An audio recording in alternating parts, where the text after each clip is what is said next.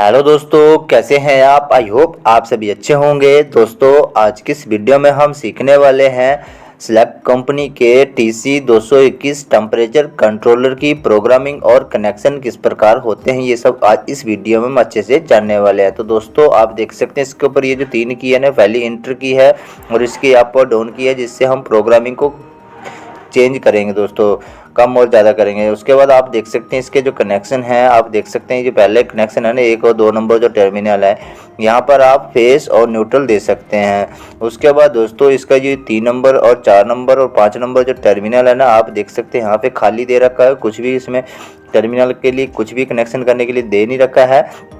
और उसके बाद दोस्तों आप देख सकते हैं इसका जो ये 5 और 6 7 नंबर जो है ना, यहाँ पे देख सकते हैं NO NC दे रखे हुए कॉमन, तो लेकिन इसका जो NC है वो नहीं दे रखा है, सिर्फ इसका NO ही है।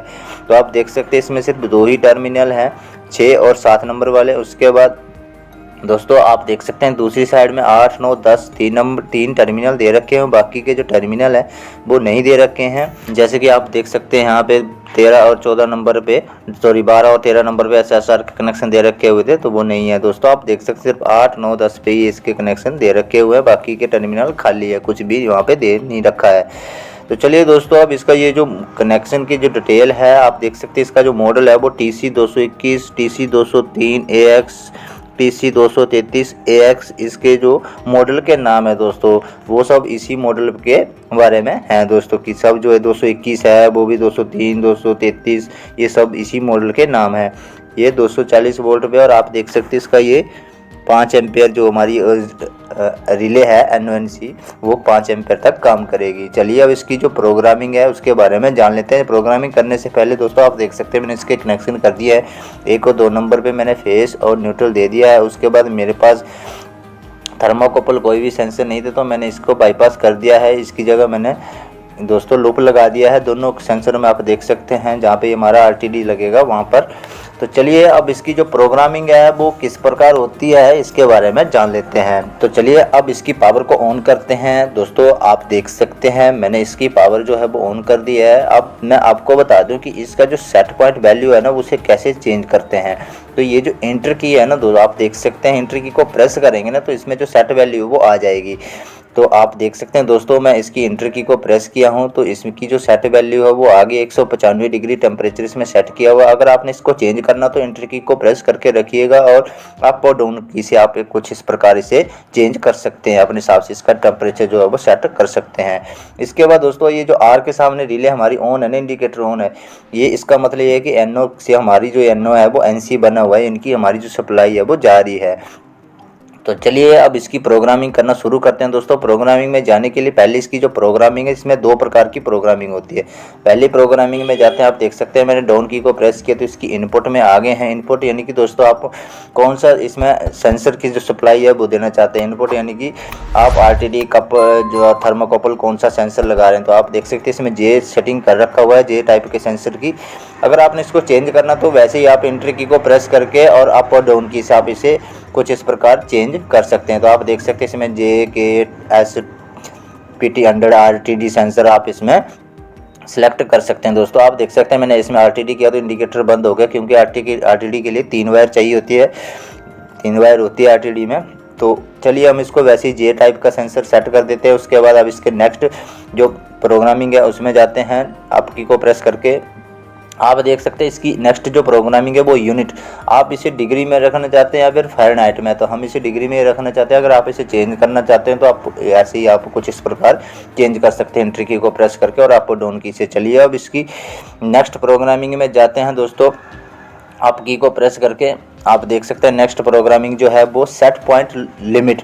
तो सेट पॉइंट जो लिमिट है दोस्तों, सेट पॉइंट लो लिमिट जो है, तो आप देख सकते हैं -200 डिग्री तक आप इसे सेट कर सकते हैं। आपकी जो लो लिमिट आप कितना रखना चाहते हैं, 0 भी रख सकते हैं दोस्तों। कितनी लो लिमिट आप इसमें सेट करना चाहते हैं वो आप अपने हिसाब से कुछ इस प्रकार एंटर की को प्रेस करके और अप और डाउन की से आप इसे चेंज कर सकते हैं। तो चलिए इसको हम अब इसका जो दूसरा वाला प्रोग्राम है उसमें जाते हैं, सेट पॉइंट हाई लिमिट। तो आप देख सकते हैं इसमें 750 जो है वो हाई लिमिट है। तो आप देख सकते हैं दोस्तों, इस प्रकार आप कुछ इस प्रकार चेंज कर सकते हैं अप और डाउन की से। चलिए अब इसके नेक्स्ट में जाते हैं। फिल्टर कांस्टेंट टाइम दोस्तों, इसको आपने नहीं छेड़ना है, इसका 1 ही रहने देना है, इसको आपने कोई छेड़ने की चेंज करने की ज़रूरत नहीं है। देख सकते हैं दोस्तों एक्शन, रिले का एक्शन दोस्तों, आप जो रिले एफडी कर देंगे तो ये बंद हो जाएगा। इसका मतलब ये होता है कि ये जो आपका NONC है ना, अगर आप इस कंट्रोलर में एफडी सेट करते हैं तो ये जो NO है वो NC नहीं बनेगा, NO ही रहेगा दोस्तों, यानी कि रिले जो हमारी वो ऑन नहीं होगी। ये इसलिए ऑन नहीं होगी क्योंकि जब तक हमारा टेम्परेचर नहीं आ जाता, जितना हमने इसमें सेट किया हो उतना टेम्परेचर नहीं आ जाता, तब तक ये रिले ऑन नहीं होगी।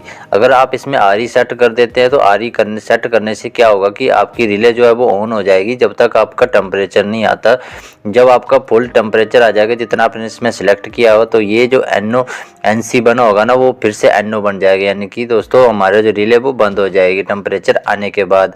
चलिए अब इसके बाद इसके नेक्स्ट प्रोग्रामिंग में जाते हैं। आप की को प्रेस करके आप देख सकते हैं कंट्रोल, यानी कि आप इसमें कंट्रोल कैसे सेट करना चाहते हैं दोस्तों, ऑन ऑफ रखना चाहते हैं या फिर PID। तो आप देख सकते हैं दोस्तों इसमें ऑन ऑफ सेट किया हुआ था। इसमें अगर आप PID सेट करते हैं ना तो PID से क्या होगा कि आपकी ये जो रिले है वो बार बार ऑन ऑफ होती रहेगी। तो हमने इसमें ये जो ऑन ऑफ वाली सेटिंग है उसको सेट करेंगे, उसके बाद फिर हम इसकी नेक्स्ट प्रोग्रामिंग में जाएंगे। आप देख सकते हैं इसमें हमने ऑन ऑफ सेट कर दिया है दोस्तों। अब चलिए इसके बाद इसकी नेक्स्ट प्रोग्रामिंग में जाते हैं। आप की को प्रेस करके आप देख सकते हैं RST रीसेट दोस्तों, इसमें जितने भी प्रोग्राम आपने सेट प्रोग्रामिंग की है ना उसको आपने रीसेट करना। तो आप इसमें यस की को प्रेस करके और एंटर की को प्रेस करके दोस्तों आपके जितने भी पैरामीटर है वो रीसेट हो जाएंगे। तो हमने इसमें नहीं करने हैं, जितने भी पैरामीटर है वो हमने सेट किए हैं उनको रीसेट नहीं करना। आप देख सकते हैं मैंने डाउन की को प्रेस करके और इसके लेवल 1 से पैरामीटर से बाहर आ गया हूँ।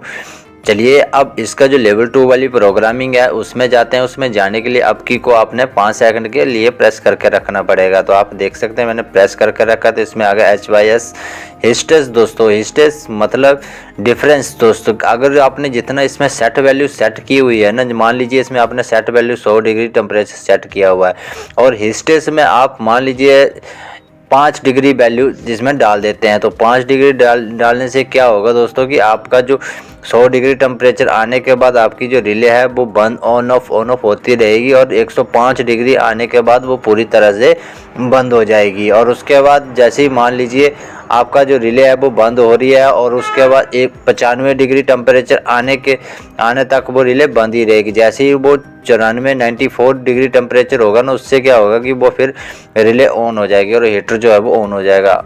उसके बाद DSP वाली इस सेटिंग को आपने नहीं चेंज करना, कुछ भी ऐसे ही 00 रहने देना है, इसे आपने कोई भी चेंज नहीं करना इसमें। चलिए इसके बाद फिर से हम यही इसमें 2 सेटिंग है दोस्तों, उसके अलावा कोई भी इसमें कोई प्रोग्रामिंग नहीं है। तो चलिए अब इसके बाद आप की को प्रेस करके और फिर इसकी प्रोग्रामिंग से बाहर आ जाते हैं, लेवल 2 वाली प्रोग्रामिंग से। तो आप देख सकते हैं मैंने इसके 3 सेकंड के लिए प्रेस करके रखा है या 5 सेकंड के लिए, तो इसकी लेवल 2 से जो प्रोग्रामिंग है उससे बाहर आ गए हैं।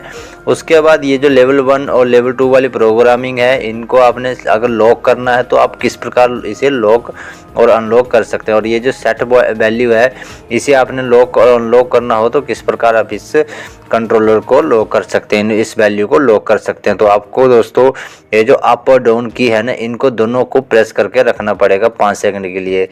या फिर आप देख सकते हैं दोस्तों कई बार 3 सेकंड में भी खुल जाता है या फिर कई बार 5 सेकंड में खुल जाता है। तो आप देख सकते हैं मैंने इसको 5 सेकंड के लिए प्रेस करके रखा हुआ है। उसके बाद आप देख सकते हैं सेट पॉइंट दोस्तों, सेट पॉइंट का जो सेट वैल्यू उसको आप लॉक करना चाहते हैं तो आप इसकी जो एंटर की है उसको प्रेस करके और अप और डाउन की से आप इसे चेंज कर सकते हैं। उसके बाद लेवल 1 आ गया, लेवल 1 भी अनलॉक है, लेवल 2 भी अनलॉक है दोस्तों। अगर आप इसे लॉक करना चाहते हैं तो आप एंटर की को प्रेस करेंगे और उसके बाद फिर अप और डाउन की से आप इसे चेंज कर सकते हैं दोस्तों। आप देख सकते हैं जैसे कि मैं इसके लॉक वाले कर दिया है डाउन की को प्रेस करके। नहीं दोस्तों मैंने इसको अनलॉक ही रखना है क्योंकि कोई भी इसे चेंज कर सकता है। उसके बाद इस जो हमारी ये अनलॉक और अनलॉक वाली सेटिंग है इससे बाहर आने के लिए फिर से आपने इसकी जो अप और डाउन वाली की है इनको प्रेस करके रखना पड़ेगा। तो चलिए ये अनलॉक और लॉक वाली सेटिंग से बाहर आ जाते हैं। तो आप देख सकते हैं मैंने अप और डाउन की को प्रेस कर रहा हूं दोस्तों। आप देख सकते हैं इसको मैंने 5 सेकंड के लिए प्रेस किया है तो इसकी जो सेटिंग है उससे बाहर आ गया हूँ। तो आप देख सकते हैं दोस्तों कुछ इस प्रकार इस कंट्रोलर में कनेक्शन और जो प्रोग्रामिंग है वो होती है। आई होप दोस्तों मेरे द्वारा दी गई जानकारी से आप कुछ सीख पाए हैं, तो वीडियो को लाइक ज़रूर कर दीजिएगा।